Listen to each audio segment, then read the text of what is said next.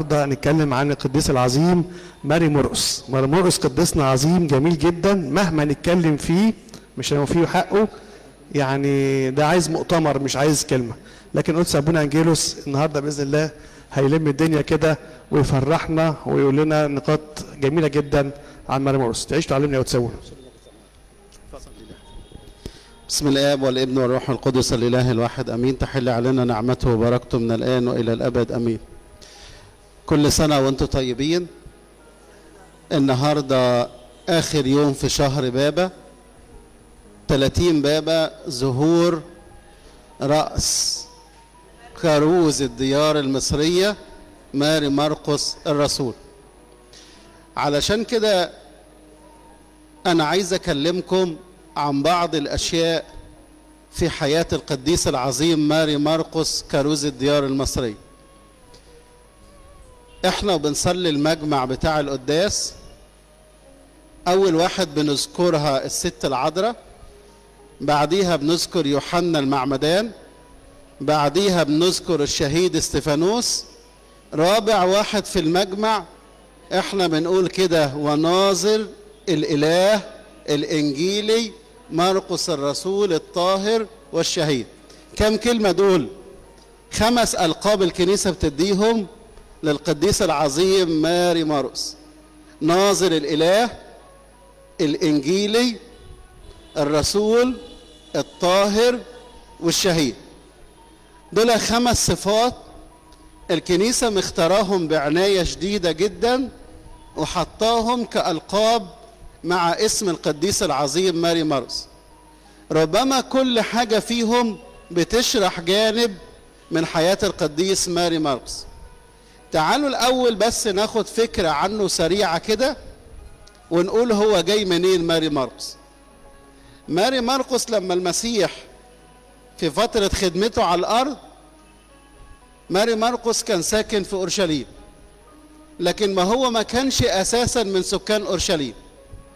هو كان تبع أسرة جاية من اضطهاد حصل في بلدهم أو في المكان اللي هم عايشين فيه، فانتقل الأب والأم والابن الصغير أو الشاب الصغير ماري مرقس وجم عاشوا في مدينة أورشليم. علشان كده هو واحد من سبط لاوي، يعني ليه جذور يهودية، وفي نفس الوقت كان يحمل اسمين. اسم بيقول إنه هو يهودي اللي هو يوحنا الملقب مرقس، يعني ماري مرقس ليه اسمين بيحمله.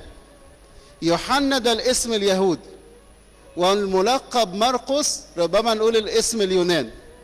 احنا عارفينه كلنا بلقب ماري مرقس الرسول، لكن داخل الكتاب المقدس احيانا يذكر يوحنا واحيانا يذكر مرقس واحيانا يذكر الاسمين مع بعض. لكن ابسط جملة نقدر نحفظها عنه يوحنا الملقب مرقس. يبقى دي جملة خليها كده في ذهنك، يوحنا الملقب مرقس. هم اساسا اسرة تعرضت للاضطهاد وكانوا اغنياء، ولكن حصل ظروف انهم يعني اخذوا املاكهم، فالاسرة انتقلت بتدبير من ربنا وجت عاشت في مدينة اورشليم. ولازما لما يكون في اضطهاد في حياة شخص او متاعب في حياة شخص، ربنا يستخدم هذه المتاعب عشان ربنا يدبر له حاجة تعوضه عن ده. يعني حيث كثرت الخطية ازدادت النعمة جدا. ربنا رتب ان الاضطهاد ده يجيبهم الى اورشليم ويبدأوا يتقابلوا مع المسيح ويتعرفوا على المسيح. المديحة بتاعت ماري مرقس بتقول: السلام لك يا ماري مرقس ابن أرسطبلس، يعني أبوه واحد اسمه أرسطبلس، أمه اسمها مريم.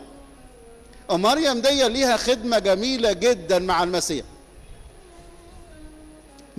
مين والدته؟ عشان والدته كانت أشهر منه، وهو حب الخدمة عن طريق والدته. أم ماري مرقس هي إحدى النسوة اللي اسمهم مريم، أو إحدى من النساء تحمل اسم مريم، سيدة غنية يقول عنها الكتاب المقدس هي والمجموعة اللي معاها أنهم أحبوا المسيح وكانوا يتبعوا المسيح وكانوا يخدمنه من أموالهن.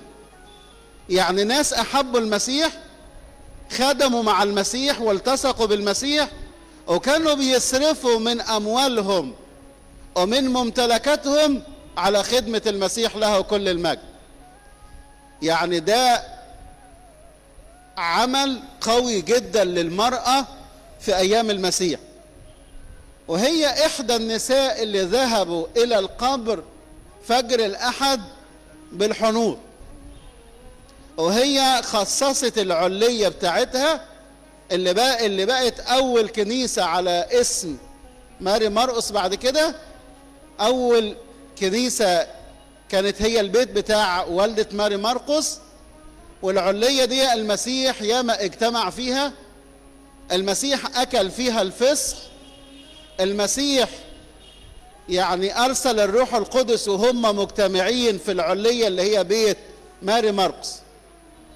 يبقى إذن الفضل إن مرقس يطلع بهذا الوضع ويخرج وهو محب للخدمة دي اللي شافه ماري مرقس في خدمة والدته ست تقية جدا متدينة جدا تتبع المسيح، كل ما تملك حطته تحت خدمة المسيح. ربما واحد من الآباء القديسين قال إن بعض الثياب التي كان يلبسها المسيح كانت تأتي بها هذه المرأة من أموالها للمسيح. يبقى دي فكرة بس في الأول عن الأسرة بتاعت ماري مرقس. أبوه إحنا ما نعرفش عنه كتير، لكن لما تلاحظوا إن في أيقونة تلاقوا فيها دايما أسد موجود بجانب ماري مرقس. بعض الناس بيقولوا هم وراجعين أو هم هاربين من بلدهم ماشيين في الصحراء عشان يجوا أورشليم قابلهم أسد أو أسدين، فأبوه قال له سيبنا خليهم يعني ينهشوا جسدي وانت يعني سيبني وامشي. فهو صلى وربنا استجاب لصلواته والأسدين ما أذوهمش. ده رأي. ورأي تاني بيقول ان الأسد ده علشان ماري مرقس لما كتب الإنجيل بتاعه بس بدأوا بأن المسيح قدامه صوت صارخ في البرية اللي هو زئير الأسد. يبقى احنا ما نعرفش كتير عن والد ماري مرقس، لكن كل اللي نعرفه انهم أسرة غنية تعرضت لاضطهاد شديد. يعني اللي قدروا ياخدوه من ممتلكاتهم رحلوا بيه إلى مدينة أورشليم، وهم من سبط لاوي سبط كهنة، يعني أسرة تقية. بدأت أمه تعرف المسيح وبدأت تتجول في الخدمة مع المسيح، يعني تخدم بنفسها، تقدم فلوسها، تقدم بيتها، تتبع المسيح إلى آخر وقت من حياتها. طب ماري مرقس اللي احنا هنتكلم عنه النهارده،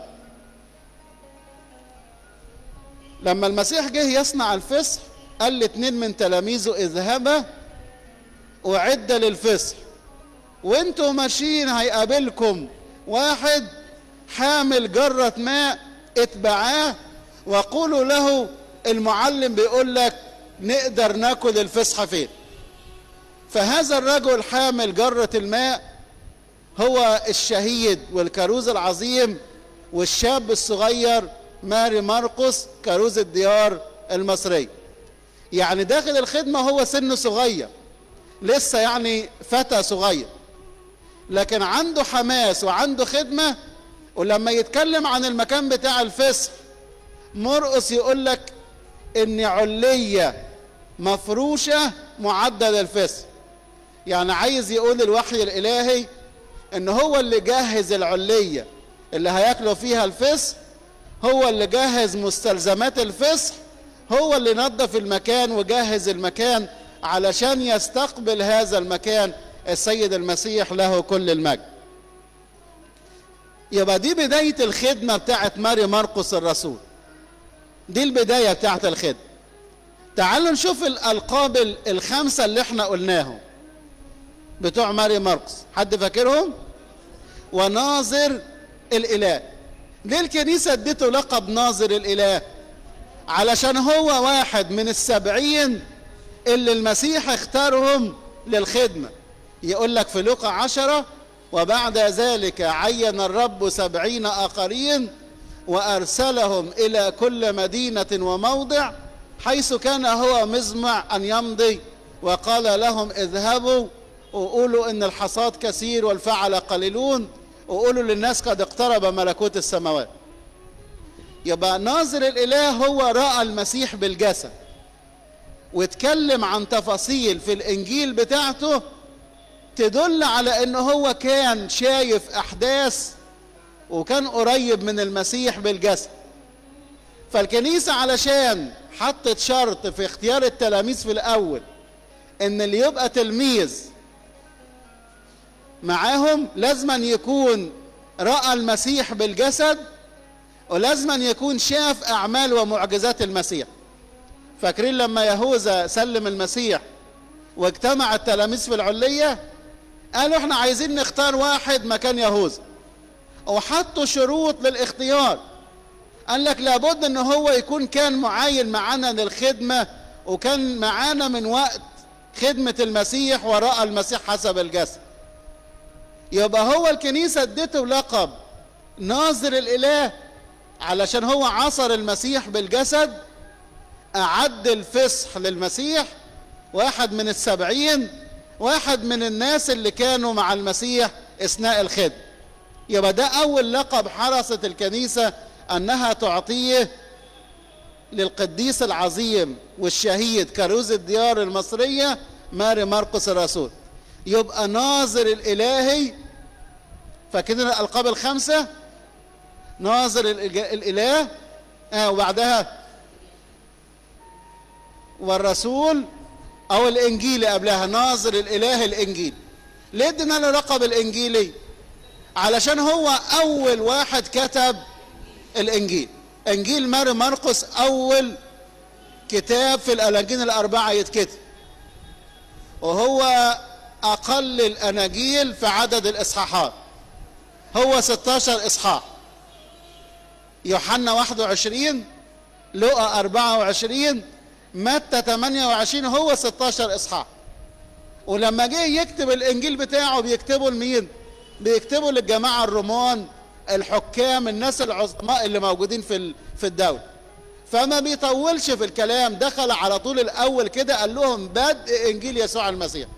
تعرفين الناس الكبيرة في المناصب أو الناس الكبيرة في مواقعها ما تحبش التطويل في الكلام.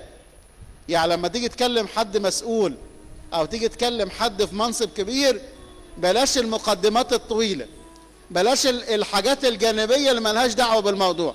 أهو ماري مرقس عمل كده، قال لهم بدء إنجيل يسوع المسيح ابن الله، وبدأ يقول لهم المسيح ده مين. علشان كده هو كتب الإنجيل بتاعه كأول كتابة للأناجيل ال4. ده خدوا بالكم من حاجة تاني، ده هو أول من وضع قداس في الكنيسة، اللي هو بنسميه القداس الكيرلس، اللي احنا بنصليه دايما في الصوم، اللي من ضمن صلوات الصلح بتاعته يا رئيس الحياة وملك الدهور. القداس ده اللي وضعه ماري مرقس. بس احنا ليه بنسميه القداس الكيرلسي؟ علشان البابا كيرلس عمود الدين او البابا كيرلس الكبير هو اللي راجعه، حط عليه شوية حاجات وظبط فيه بدايات وشوية اواشي وشوية حاجات زي كده، فاخد اسم البطرة، بنسميه كده القداس الكيرلسي. لكن هو اساسا مين اللي وضع البنية بتاعته ومين اللي وضع النص بتاعه؟ القديس ماري مرقس الانجيل. يبقى القديس ماري مرقس الانجيلي حط حاجتين في الكنيسة مهمين، الانجيل بتاعه، وتاني حاجة القداس بتاعه اللي احنا بنصليه في الصوم. يبقى ناظر الإله الإنجيلي مرقس الرسول.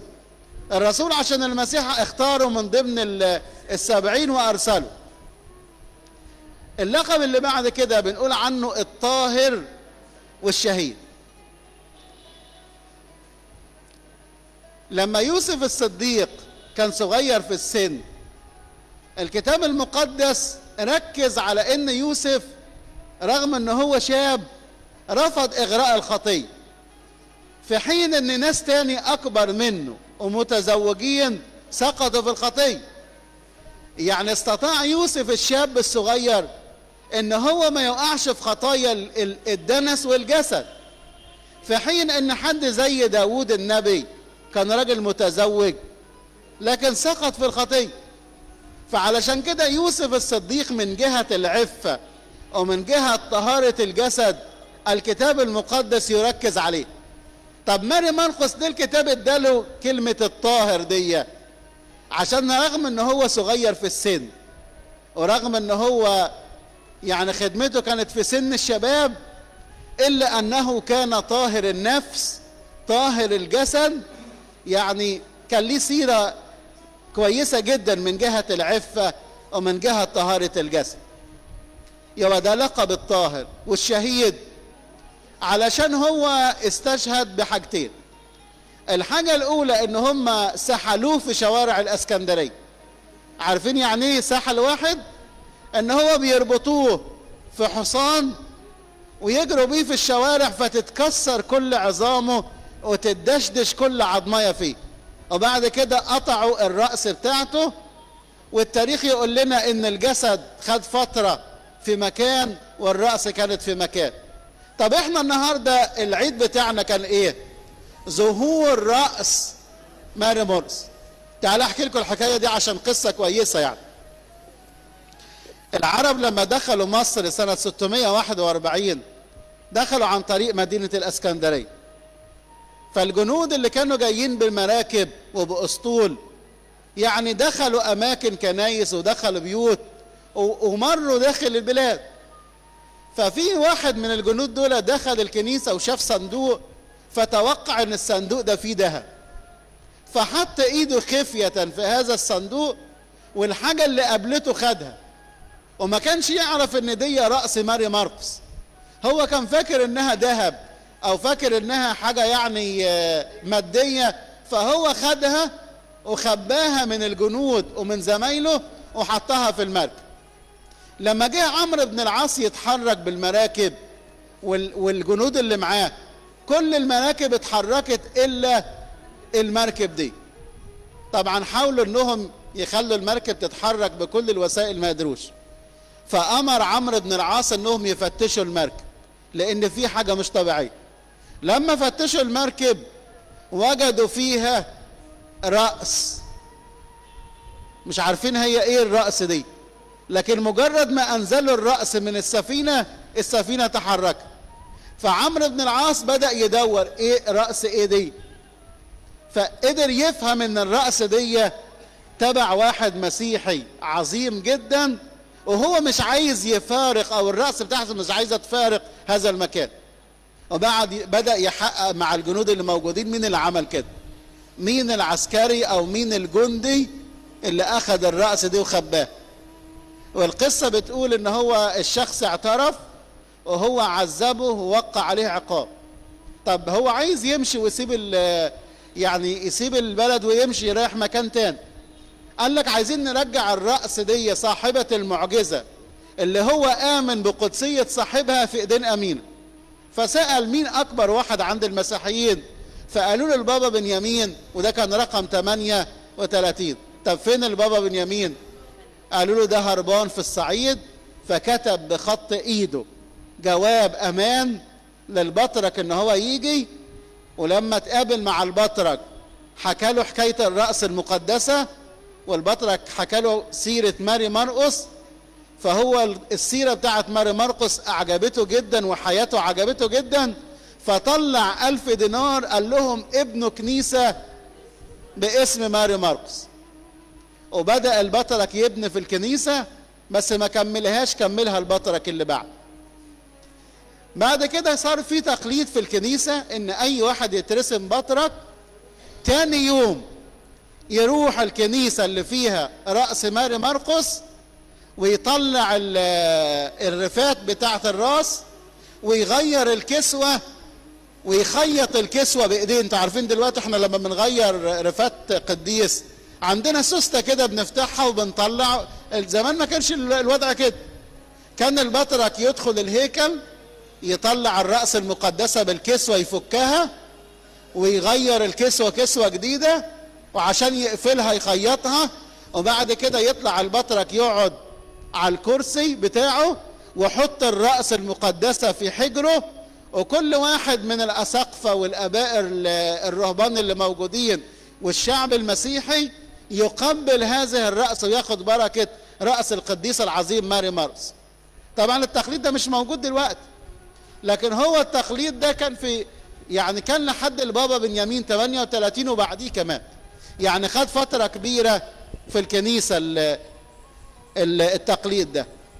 يبقى ده سبب الاحتفال بقصة ماري مرقس. وده يورينا ان يعني عمرو بن العاص دفع من خزانة الدولة 1000 دينار علشان يبني كنيسة لهذا القديس العظيم. كم؟ لا 1000 يا أستاذ متر، 1000 دولار. السنكسار بقى أخطيت 1000 دينار، السنكسار بيقول النهاردة كده. يبقى ده بالنسبة للقب الشهيد بتاع ماري مرقس. تعال أقول لكم خدمة ماري مرقس دي خدم فين وخدم إزاي. أول ما بدأ يخدم مع بطرس، وبدأ يخدم مع برنابا، وبدأ يخدم مع بولس الرسول. خدوا بالكم الثلاث أسماء دول، بطرس، برنابا، بولس الرسول، علشان هو وبطرس يعني والدته وزوجة بطرس أولاد عم في قرابة، أو أبو مرقس ومرات القديس بطرس في صلة قرابة ما بينهم. طب وبرنابا ده أخو أمه، يعني مريم القديسة العظيمة اللي خدمت المسيح دي أخوها برضو برنابا ابن الواعظ، كان برضو خادم عظيم جدا في الكنيسة، وبداية ذكر خدمته في سفر الأعمال الإصحاح الرابع. بعد كده بولس الرسول لما خرج لأول رحلة تبشيرية سنة 44 كان واخد معاه برنابا، وكان مرقس يعني رايح كده ايه من نفسه، هو عنده حماس بس ما كانش اساسي في خروجه للخدمة، لكن هم لقوه شاب متحمس وعايز يروح معاهم فاخدوه، وفضلوا يعني في الرحلة دي لحد ما راحوا عند مدينة اسمها مدينة بنفلية. وهم هناك في مدينة بنفلية يقول لك ان ماري مرقس سابهم ورجع. اول ما سابهم ورجع بولس الرسول خد منه موقف ان ده ما يكملش خدمة معاه. بس احنا قدام سؤال مهم، هو ليه ماري مرقس رجع؟ ليه ما كملش معاه؟ انتوا عارفين كان في صداقة عظيمة جدا بين يوحنا ذهبي الفم وبين معلمنا بولس الرسول، لدرجة ان ذهبي الفم بطريرك القسطنطينية اللي اكتر عظات في الكنيسة بتسمعوها عظة للقديس يوحنا ذهبي الفم، لما كان يقرأ رسائل بولس الرسول وفي حاجة ما يفهمهاش بولس الرسول كان يجي بنفسه يقعد معاه ويفهمه الكلام اللي هو كاتبه ده. شوفوا الدالة العظيمة اللي بين معلمنا بولس ويوحنا ذهبي الفم، ان لما يقرأ حاجة كده في الرسالة بتاعته يبقى مش فاهم، بولس الرسول يجيله ويقعد معاه ويفهمه. فهو قال لنا ايه؟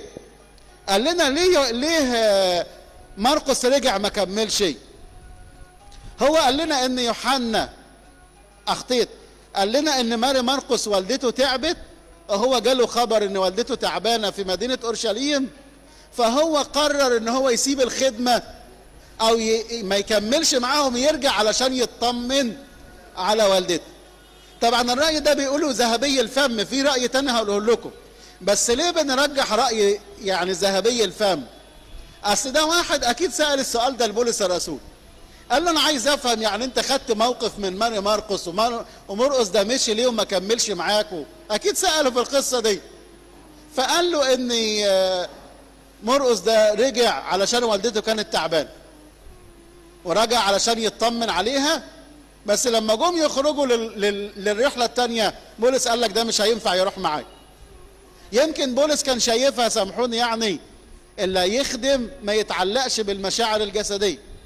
يعني انت وضعت يدك على المحراث حب المسيح اولا، زي ما المسيح قال من احب ابا او اما اكثر مني فلا يستحقني. بس ده مش معناه ان الواحد يعني ما يأثر في حق والدته عشان الخدمة. بس انا بقول جايز من وجهة نظر بولس كده، بس ربنا استخدم الخلاف ده علشان يخليهم بدل ما فريق واحد في العمل يبقوا فريقين. طبعا برنابا ده ابن اخته، يعني اعتقد كده قال له يا بولس يعني كنت زعلان من مرقس ما تنساش انه ده ابن اختي يعني.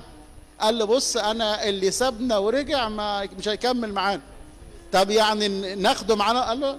قال له انا ما عنديش مجامله. قال له طب خلاص ما تزعلش، انت تمسكت برايك، انا برضه هتمسك برايي بعد اذنك. انا هاخد مرقس واروح مكان، وانت خد سيله وروح اخده، وها كلها من اجل مجد المسيح.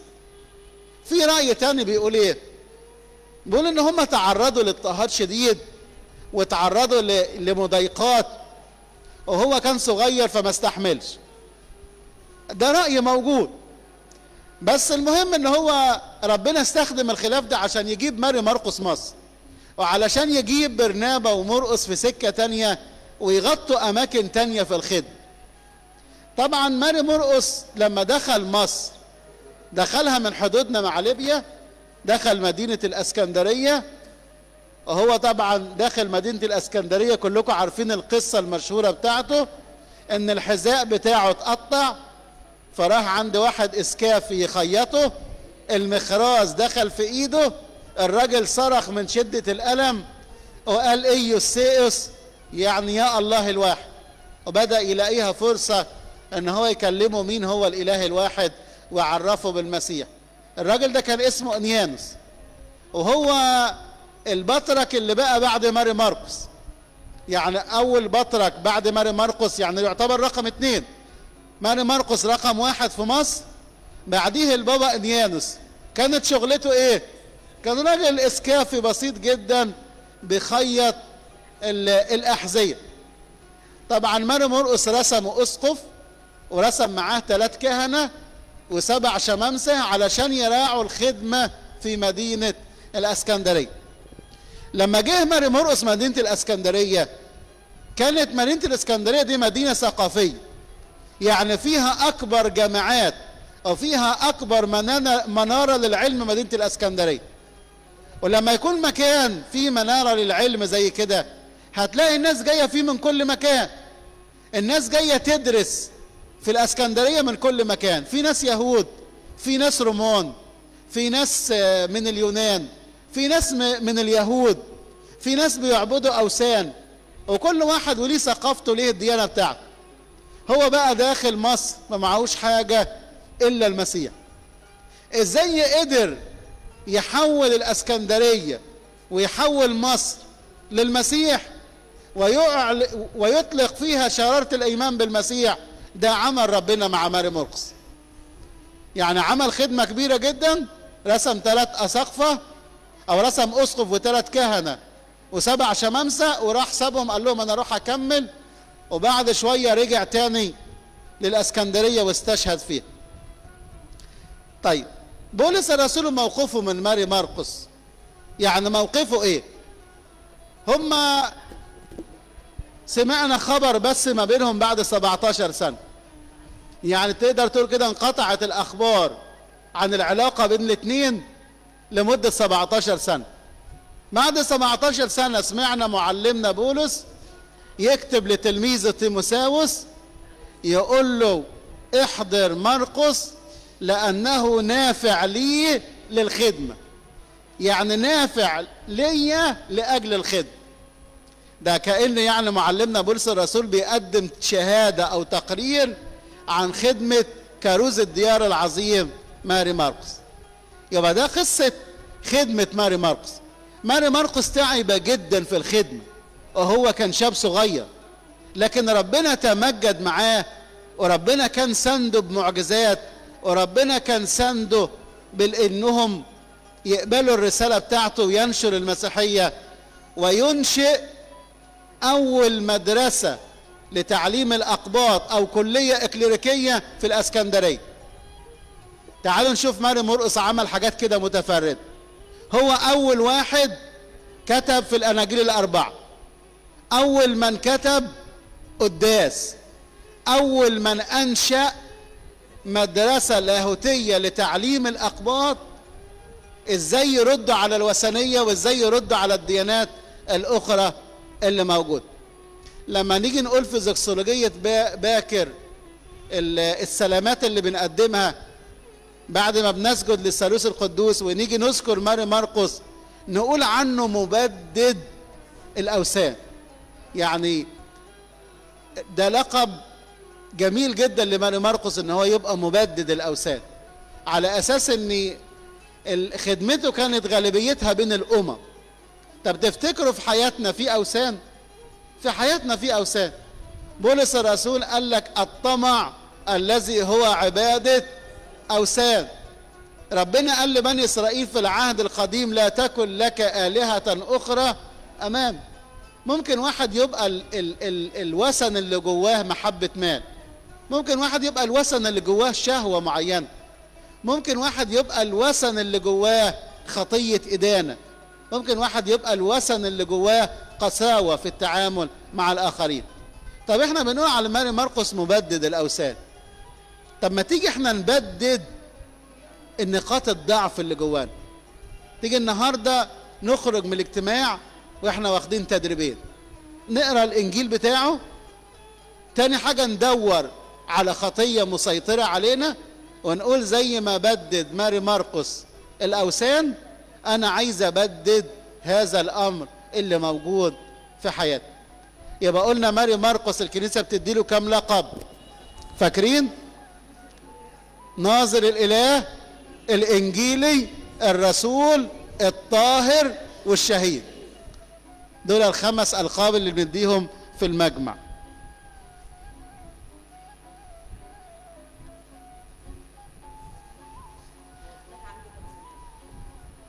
أنا مش متذكر كام سنة، بس السن صغير ما وصلش لل60 سنة، ما وصلش. بصوا الأرقام والتواريخ عندنا تقريبية.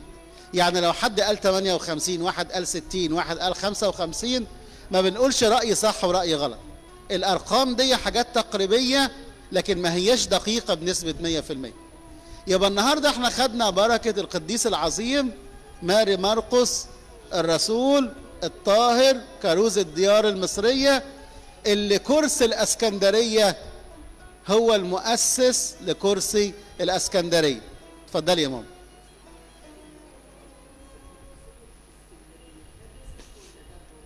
البابا كيرلس الرابع، هي بتسأل عشان ربما يكون السؤال مش واصل، هي بتسأل اللي موجود في البطريركية ايه. هو طبعا هو عبارة عن رفات أو جزء من جسد القديس العظيم ماري مرقس. جابوا البابا كيرلس السادس، هو اللي جاب من عند الفاتيكان جسد ماري مرقس. ومن القصص الجميلة إن هو عمل لجنة فيها 10 أساقفة راحوا يستلموا جزء من رفات ماري مرقس. لما رجعوا في الطيارة وهم راجعين في المطار لقيوا البابا كيرلس واخد الشمامسة واقف في المطار مستني جسد ماري مرقس، وهو في المطار حمل هذا الجسد على كتف وجابه للبطريركية القديمة هنا. بعد شوية نقلنا جزء منه أو نقل للعباسية أو الكاتدرائية بالأمبرويس. لكن البابا كيرلس لما جاب الجسد جابه على المرقسية القديمة. فده يعني ملخص عن ماري مرقس. بص يا ماما، الرفات لو عنده جزء كده ممكن يتقسم حسب احتياج الكنائس وحسب موافقة الناس اللي في الكنيسة. لكن لو حتى يعني ذرة صغيرة كده بنعتبرها انها من جسد القديس او الشهيد. بركة القديس العظيم ماري مرقس مبدد الأوثان كروز الديار الطاهر والشهيد والبطرك وناظر الإله والإنجيلي تكون معنا، ولإلهنا المجد الدائم من الآن وإلى الأبد.